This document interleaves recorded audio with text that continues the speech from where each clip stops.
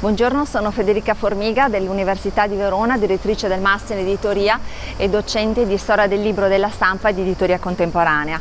Sono qui per presentarvi il Master in Editoria, quest'anno giunto alla 9ª edizione, un Master che avrà inizio nel 2022, presumibilmente a gennaio, e si protrarrà per quasi tutto l'anno, tranne la pausa estiva di un mese e mezzo, con delle lezioni che si terranno il venerdì tutto il giorno e il sabato mattina.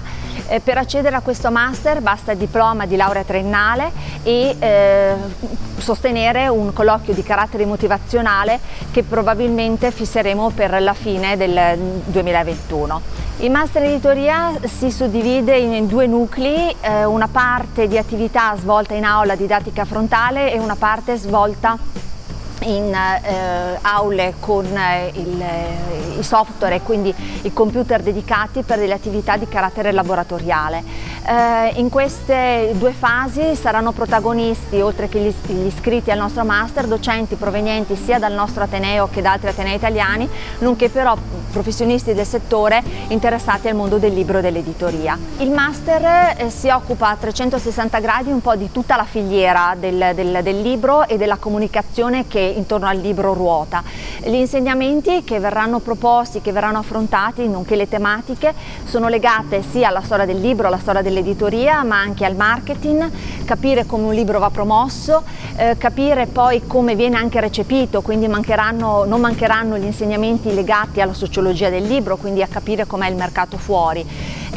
Un'altra parte importante del nostro Master, come dicevo prima, è dedicata ai software, quindi ci sarà tutta un percorso da seguire legato all'impaginazione, legato alla costruzione di un ebook, alla gestione delle immagini.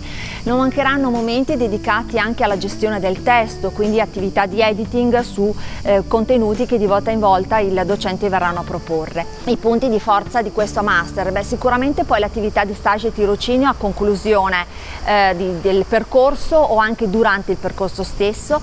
Le sedi per lo stage e il tirocinio sono sedi con le quali noi ci rapportiamo da molto tempo, ma il Master accoglie anche sedi nuove su proposte degli stessi iscritti. Perché iscriversi a questo Master? Perché siamo convinti che il mondo del libro e il mondo dell'editoria sia in continuo movimento, sia molto dinamico, e gli ultimi 6 mesi di quest'anno ci dimostrano che il mercato è molto vivo e molto attivo.